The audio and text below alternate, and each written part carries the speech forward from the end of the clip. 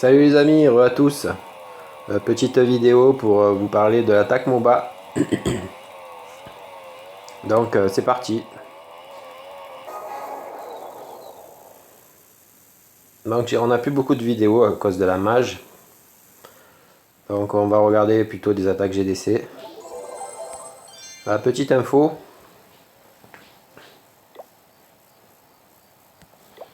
Pour avoir le canon double, je trouve que c'est pas clair ce qu'il y a écrit. Ils vous disent base des ouvriers double canon du niveau 4 requise. Donc d'après ce que j'ai compris, puisque moi je peux pas l'avoir, j'ai ma base des ouvriers niveau 4, mais il faut aussi que votre double canon, donc de la base d'ouvrier niveau 4, soit aussi au niveau 4. Ce qui est logique puisque vous ne pouvez pas le passer au niveau 4 tant que votre HDV, oui, la base des ouvriers, n'est pas au niveau 4. Donc pour avoir le canon double dans votre village principal, il faut que vous fassiez passer votre canon double dans votre village des ouvriers au niveau 4 aussi. Et à partir de là, logiquement, je vous tiendrai au courant, vous pouvez faire passer votre canon double là-bas. Donc, trêve de blabla. Trêve de blabla. On va partir sur des GDC. Parce que moi, j'en ai plus à visionner. Même à l'avant-dernière GDC, les attaques ne sont pas visionnables. C'est dommage parce que j'avais fait 3 étoiles sur un HDV 10. Donc, on va partir sur vraiment la dernière GDC. Hop là. Voilà. Donc je vais dire jeu, même si c'est la chef qui a fait, je vais dire jeu parce qu'en fait c'est moi qui ai fait les batailles. La chef se sent vraiment oppressée quand c'est le moment de faire ses batailles et elle a peur de faire n'importe quoi. Donc elle me demande de faire ses batailles. Donc sur une attaque comme ça, en MOBA, qu'est-ce que je fais? Ben, en premier, je regarde vraiment en premier, le CDC. Comment est-il placé par rapport à la reine? Et par rapport aux premières anti-aériennes posées. C'est-à-dire que déjà je fais 4 molosses, un dans le château de clan plus 3. Et je sais que mes 3 molosses, je vais les tirer sur la reine, plus sur le CDC. Ça veut dire que il faut que je trouve une anti-aérienne où soit placer la reine et où le CDC soit déclenché. Et à ce moment-là, mon attaque tourne autour de ça. Je vais tirer les 3 molosses. Pourquoi? Parce que les 3 molosses vont s'occuper, en éclatant, les molosses de lave vont s'occuper de la reine et en même temps du CDC. Je vais déposer le sort de poison, ce qui ralentit aussi la reine si elle se trouve dessous, en même temps que le château de clan. Et en même temps, quand je fais passer mes ballons, il y a les sorts de rage qui sont dessus. Donc, vous ragez les ballons, mais vous ragez aussi les molosses de lave qui sont en train de tuer le dragon, le je sais pas quoi, ce qui est à l'intérieur, et la reine en même temps. Donc, premier truc, je regarde, le château de clan doit être déclenché avec la première anti-reine où je vais balancer mes 3 molosses, et si possible, la reine doit être dessous. Le truc aussi très important, c'est les souffleurs. Là, pour cette bataille-là, les souffleurs étaient super mal placés. Si vous attaquez côté, on va appeler ça le côté est, là où il y a les 2 cuves, là, voilà, de ce côté-là, vous risquez d'avoir les 2 souffleurs qui vous embêtent.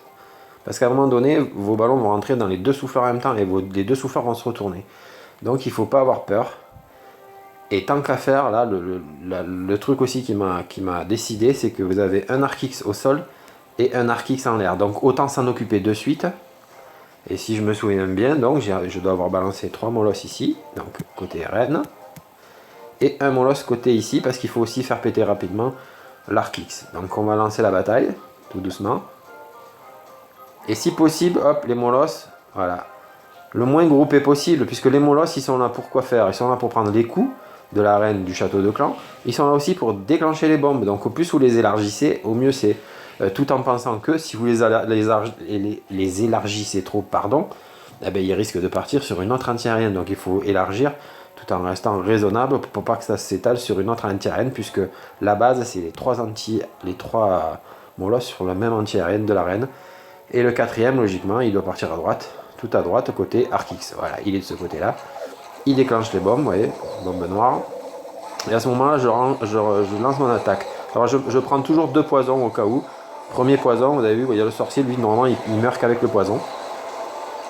Et à ce moment-là, on va passer, voilà, il y a encore 3 molosses, mais je rage dessus le passage. Et forcément, quand je rage dessus le passage, ben, mes molosses de lave, ils sont ragés.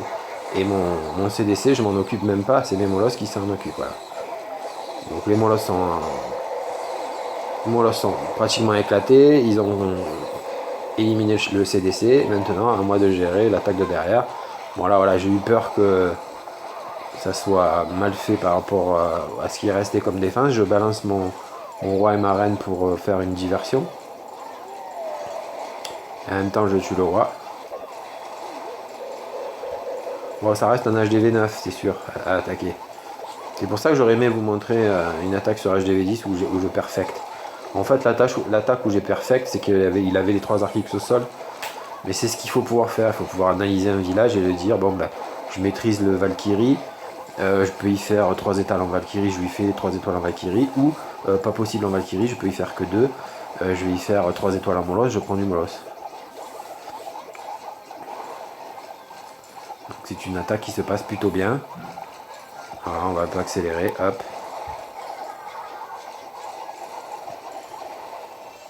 Voilà.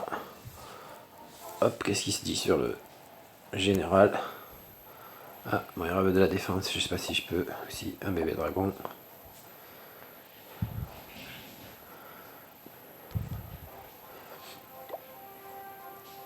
Donc on va... Mince, c'était sur le même truc. On va regarder une autre attaque. On va regarder l'attaque du 1. Donc c'est pareil, je vais dire jeu parce que même s'il y a marqué que c'est la chef, c'est moi qui l'ai faite. Voilà. Alors là, hop. Celle-là, elle est compliquée parce que... Ben parce qu'en Molosse, toujours pareil, les 2 souffleurs sont face à face. Vous avez les anti-aériennes, les tours de l'enfer, qui sont en mode multi, hein. Les petits hexagones sur le dessus, ça veut dire que c'est du multi-tir. Et vous avez en plus aussi 2 archix qui sont bien maxés, qui sont niveau air-sol, et un niveau sol complet. Donc là, mon analyse a été qu'on avait pratiquement gagné la GDC et que j'avais pas besoin de perfect un 3 étoiles. Donc un 2 étoiles allait très bien. Et le 2 étoiles, en fait, quand tu vibres, c'est pas mal. Alors, vibrer, c'est comme si j'utilisais 2 sorts de saut, mais le problème c'est de prendre 2 sorts de saut. Ça veut dire je vais perfect, ça veut dire je vais faire tout le village et je vais le raser. Et là, je pense que c'était quasi impossible. Il était trop étalé et trop maxé. Donc mon but c'était voilà, casser un maximum de remparts, aller droit au but, l'HDV et après gratter des points parce qu'il y avait largement de l'étalage pour pouvoir aller piquer à droite à gauche sans se faire avoir. Donc voilà, on va regarder ça pour analyser. Alors le plus dur c'était de faire sortir le château de clan. Je pensais que mes géants ne le feraient pas sortir parce que la reine était là pour les bloquer. Donc j'avais prévu des bombers et j'avais prévu que mes bombers ouvrent parce que c'est par là que je lançais mon attaque. Et vous allez voir qu'il y a une méga bombe qui fait exploser mes bombers. Donc pas de panique, 15 Valkyries. Il va falloir super nettoyer pour pouvoir faire percer à la place des bombers. Donc 2 golems parce que voilà, il y a quand même pas mal à neutraliser comme défense, hein. Donc j'essaie d'étaler mes golems et d'en prendre plusieurs. Et maintenant le plus dur reste à faire, c'est-à-dire de percer. J'ai un peu paniqué quand j'ai vu que mes troupes partaient à droite. Parce que je me suis dit ça va pas rentrer. Et puis non, ça rentre. Donc de suite à lancer mes Valkyries. Un rage au calme. Voilà, un petit soin. Et le gel bien sûr. Alors stop. On va regarder la vidéo. Non, on va pas la regarder, je vais vous expliquer. Vous savez à quoi ça sert le gel? Le gel, il sert dans une attaque où vous avez des tours de l'enfer. Vous savez que le tour de l'enfer, vous pouvez rien faire en point de vue soigné. C'est-à-dire qu'une guérisseuse sur une tour de l'enfer, ça fait rien. Hein, si vous avez des troupes en bas, ça soigne pas. Un soin, ça soigne pas. Donc, qu'est-ce que vous pouvez faire? Et ça sert quand même, c'est mettre un sort de gel, bloquer la tour de l'enfer, et pendant que vous bloquez la tour de l'enfer, c'est soigner. Voilà, c'est la meilleure des méthodes pour utiliser un sort de gel. C'est comme ça qu'il faut s'en servir. Après, il y a d'autres théories sur les attaques. Quand vous avez un sort de gel maxé, vous lancez un mobile, vous bloquez un arc X et une anti-aérienne avec un sort de gel, ça fait gagner pas mal de temps pendant que votre orage fait avancer les ballons, ça c'est autre chose. Mais ça peut être un très bon point de vue de dire, bah écoute, la tour de l'enfer c'est insoignable sur les troupes, donc je la bloque, et pendant que je la bloque, je soigne mes troupes et elles iront plus loin. Voilà, moi, ma manière de penser, ça n'engage que moi bien sûr.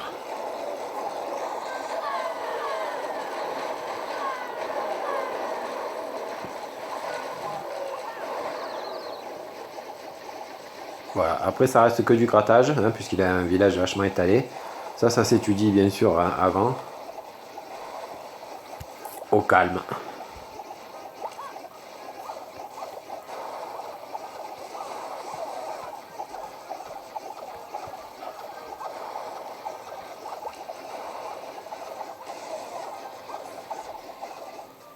Et voilà, c'est fini.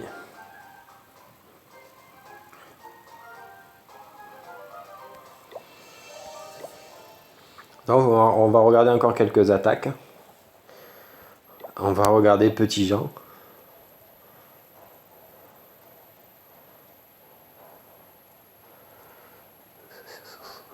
Hop, Petit Jean sur le 1.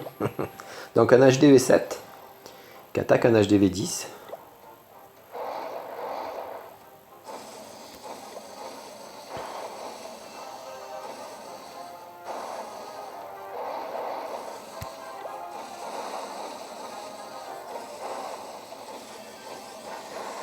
Et vous allez voir qu'il arrive à faire une étoile.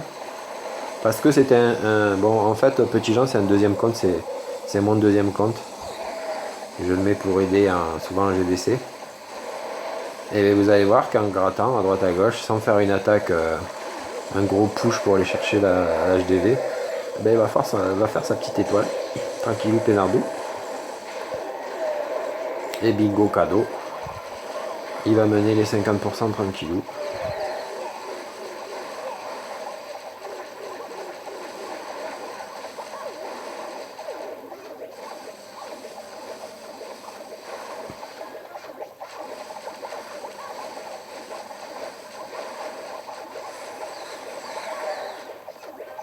Voilà, un petit 50%. Alors c'est sûr que l'équipe en face, quand ils voient ça, eh ben, ils se disent, mince, un HDV 7 qui nous fait une étoile sur notre leader HDV 10. Ça craint du boudin. Et c'est vrai que ça doit déstabiliser psychologiquement. Moi, je vous passe le reste. Alors que eux, de l'autre côté, ils n'ont pas été foutus de nous faire une étoile à 47%. Et puis, je crois qu'il y a le numéro 2 qui a attaqué. Le numéro 2 qui a fait 30%. C'est cette attaque-là. Voilà pour ça.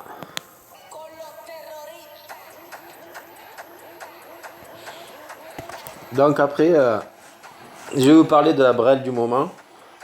Donc Hélène a été détrônée.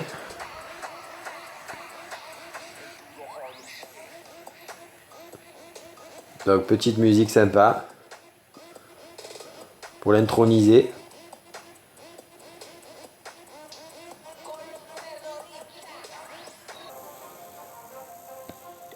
Et j'ai nommé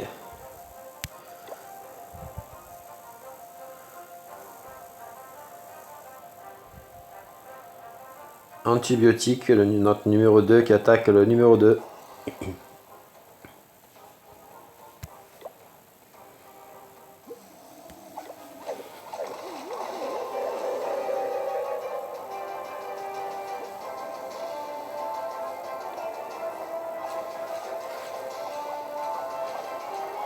Alors c'est pas une mauvaise chose de faire sortir le CDC à partir du moment où il est sortable, où tu perds pas trop de temps. Normalement une attaque comme MOBA c'est assez rapide, donc si on perd un peu de temps à s'occuper du CDC, c'est pas grave du tout. Donc il a des bonnes troupes, 4 molosses. Voilà, dommage de mettre sa reine C'est pour ça que moi j'essaye de tout faire en même temps. Donc 2 molosses groupés, 2 autres molosses groupés. Donc 2 molosses côté reine.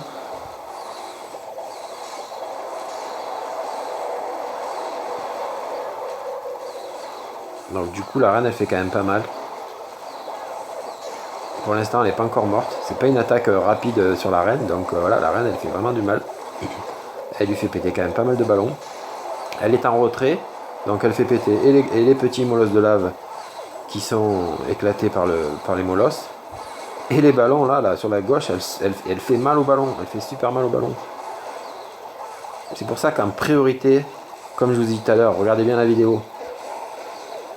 La reine, après si la reine est séparée des anti-aériennes et du CDC, là c'est peut-être un type qui a tout compris et il faut la revoir 2 fois et se dire peut-être que je devrais attaquer en Valkyrie parce que je risque le fail en MOBA. Donc là il reste la reine au milieu, il reste un Archix, bon bah ça y est, tu te dis que ça y est, c'est fini quoi. La bataille est perdue. Mais c'est tellement rigolo, magique. C'est qu'un jeu comme dirait l'autre.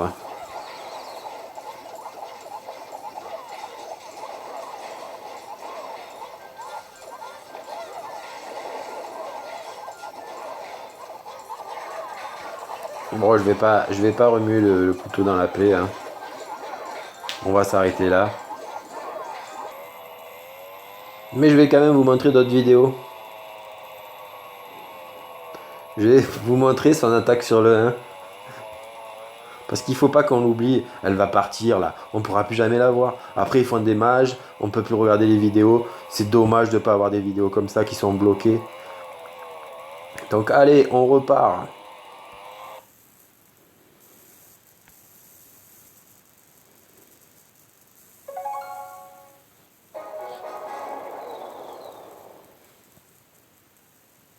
Donc on a bien vu que tout à l'heure Petit Jean a fait un peu plus de 50% sur le 1. Hélène l'a attaqué aussi pour faire sortir le CDC. Elle est là, elle a fait 26%.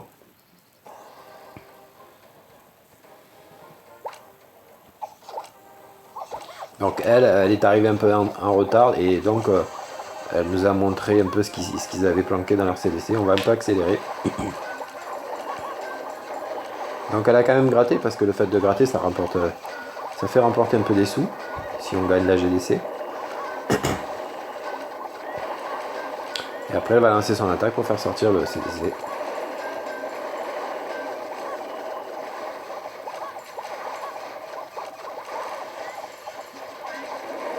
Voilà, c'est parti. Et voilà.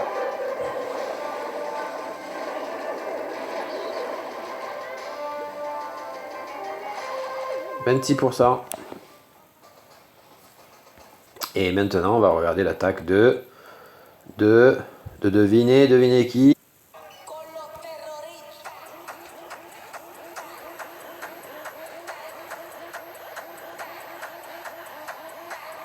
De Magique.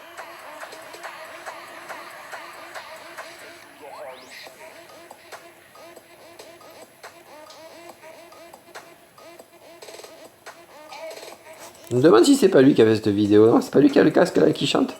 Non, qui danse plutôt.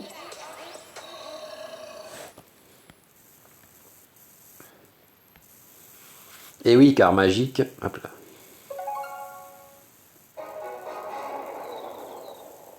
Et oui, car Magique a attaqué le 1 aussi.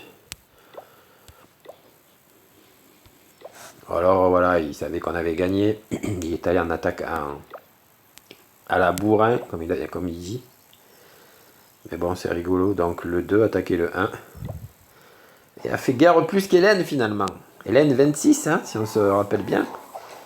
Et Magique a fait 31. Donc toujours à la bourrin.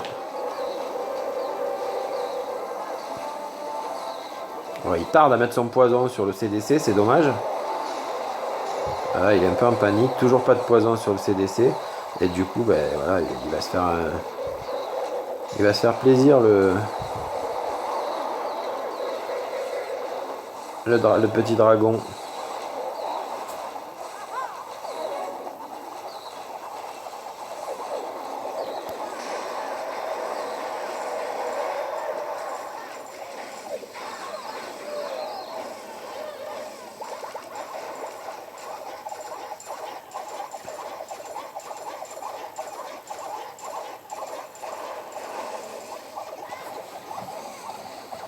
Il y a quand même quelque chose qui se passe quand on fait des GDC, parce que moi, c'est vrai que moi aussi, j'ai tendance à perdre mes moyens.